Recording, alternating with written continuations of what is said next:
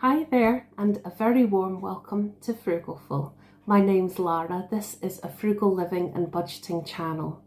Today I'm going to have a chat to you about decluttering and how it complements a frugal journey. So I have been embarking on a mega big declutter recently. It's long overdue, but I've just reached a point in my life where I decided that enough was enough and I needed to really declutter. And I'm pleased to say it's going very well.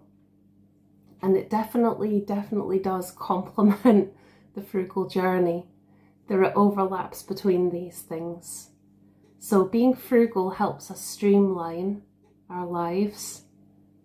And so does decluttering, for sure. So with decluttering, removing the excess helps streamline, helps make our lives more efficient, and it helps support a simpler life, as does frugality. And that is really important to me, definitely a priority to simplify life. So that also reduces then the mental clutter as well as the physical clutter. And that's very important. And another way that frugality and decluttering, I feel, are very similar is the intentionality behind the two. So with both, there is that intention for less and less being more, that simplicity and that streamlining. And if it helps us prioritize what's most important in life, then that helps us actually have a richer and fuller life. So it's something that has to feel right for each person, and the way that we declutter can vary from person to person. But certainly I'm at a point right now where I'm definitely in both the frugal mindset and the decluttering mindset. And I was absolutely staggered when I heard that apparently, I think it's in America, the average number of items in a household is 300,000 items. That is a huge number of items. So what I came to realize, 300,000 items.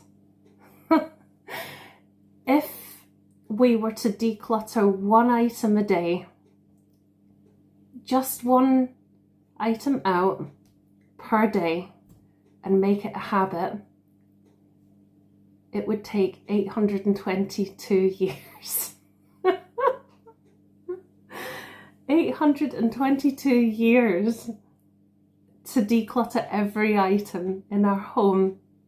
That is staggering, and it's very scary. So obviously I want to declutter a lot faster than that. I mean, I don't know if I've got 300,000 items, but I think there are an awful lot of items. So yes, I need to go faster than that. So I've decided to start my own personal decluttering challenge, and I'm very excited to share this with you on the channel. So Fridays are going to be the weight loss once a month, to have a wee frugal chat about I'm getting awful tongue-tied, about weight loss, fitness, and how that has been going on a budget. 1 week at the end of each month, or very beginning of each month, it will be a frugal chat about how food budgeting for the month has gone, like the food and essentials weekly budget, pardon me, as part of my low spend year 2025. And then on another week, there's going to be an update on how my personal decluttering challenge is going. So today is one of those Fridays. Now, I'm delighted to say that in this first week already, I've got off to a really good start. I've decluttered 83 items so far. So that's a mixture of things I've donated or given to people, things that I've thrown out because there wasn't any other option, or things that I've sold. So 83 items, which I'm very pleased about. That's a good start. Now, the thing that I've decided to do is set myself little rewards. So what I'm starting off with is for every 20 items I declutter, I keep one item. So things that I have like ordered in recent times, or things that I was on the fence about whether I was going to keep or not. So far there are 4 things. So I'm going to show you what these are for a bit of fun. And for the next time we have this chat, if you've got anything that you'd like to share in the comments to do with decluttering, and any decluttering you're planning to do or have been doing, how that's going, anything you'd like me to chat about to do with decluttering in the next video, or decluttering related questions, then please let me know and I'll see what I can do. So without further ado, the first thing, I've decided I'm going to keep this, for now at least, is this book here, The Mystery Cats of York. And York is a beautiful, beautiful old city in England, in the UK. And there is a York cat trail. Now, it's really, really amazing. I did the York cat trail a few years ago, and you can see there's so many cats nowadays, but they mark them off on the map, and you can actually get York cat trail maps so that you can wander around and see all the cats. And I did that when I went a few years ago, and it was good fun. But this goes into more detail about the cat trail and why there is even a cat trail, why there are cat statues on the sides of buildings and the tops of buildings. For example, just here. And it was a very special trip to York actually, because that was the year that I went to a cat cafe, first ever time in a cat cafe in York. Absolutely loved it. There was this lovely little black and white cat, and she was very sweet and she was very affectionate. And I was very pet sick because I'd lost my other fur baby the year before, 9 months before. His name was Darren. He was a greyhound. He was beautiful, lovely soul. And I was really, really missing not having a fur baby. And after that trip and that visit to the cat cafe, I realised I'd love to adopt a cat from one of the rescue charities, one of the animal shelters. And that's how I came to adopt Bella, my beautiful black and white kitty, my little tuxedo kitty. So this book has some special memories, so decided to keep it. I've also decided to keep this. I'm going to be selling other Easter decorations that are bigger, but I've decided to keep this little Easter decoration because it's sweet and it doesn't take up very much space. Little Easter bunny. It's a vintage Russ Easter bunny, and it can just sit on the windowsill if I'm, when it's around Easter time, and then if I'm feeling kind of seasonal and I want to put a few wee flowers or anything around it, some daffodils or something. It's not going to take up a lot of space and create clutter, but it's just a nice little reminder of Easter time. So I'll keep that. I thought I was going to sneeze. It's okay, I'm not going to sneeze after all. And then the next thing I'm going to show you, which is a parcel that I have just received. So it's not 1 in, 1 out. It's 1 in, 20 out. I think that's a better ratio when going through a decluttering phase. definitely. Now this one's a nostalgic book for me as well, and I'm so excited to spend some time enjoying going through this at my leisure. But I'm from Scotland, and you'll have heard of the Nessie, the Loch Ness Monster, from Scotland, from Inverness. Well, from Drumnadrochit, or even actually near Drumnadrochit, Loch Ness.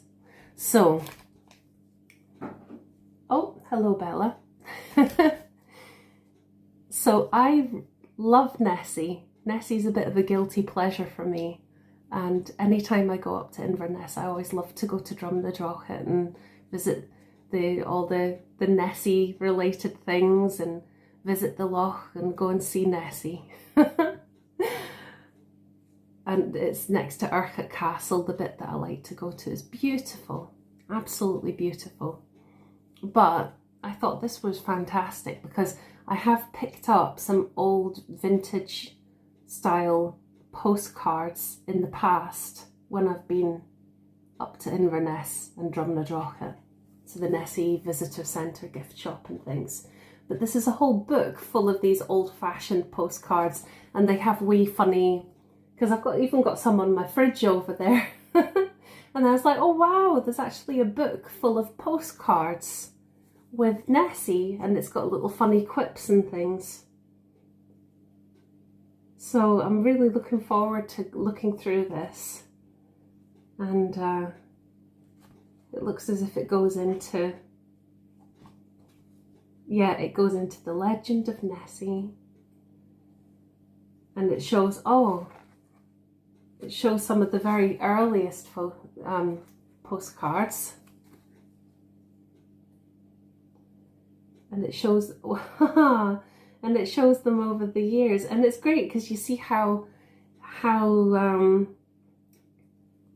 in different areas near Loch Ness. Wow, 1930. Yeah. So there's different stylized versions of Nessie over time as well. So that's really good. So I'm looking forward to spending more time looking at that. But that's a real special one as well. And the other thing, finally, another guilty pleasure for me, as you can see behind me, are my little vegetable people. I just love daft things like that.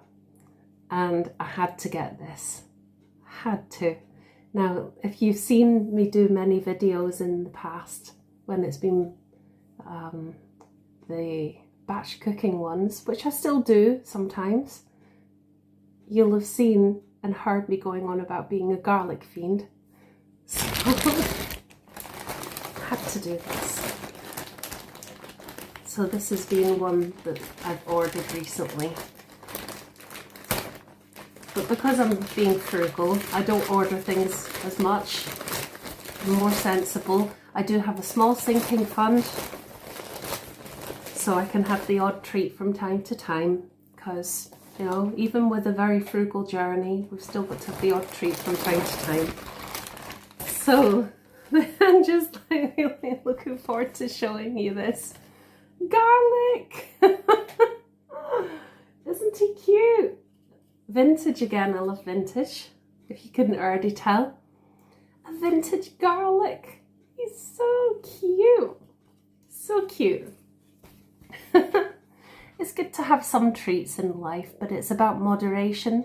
And again, this is why frugality and decluttering go hand in hand, because they help create, with more intentionality, a life that's actually a life and a home and a space and a mind and habits that are more intentional, simpler, just hopefully much more straightforward, time saving, energy saving, and living for the now, living for present day self, and not being caught up in spending time, money, energy and resources, space, mental clutter on things that are either to do with the future, feeling like we've got to spend to be something more or to do something more or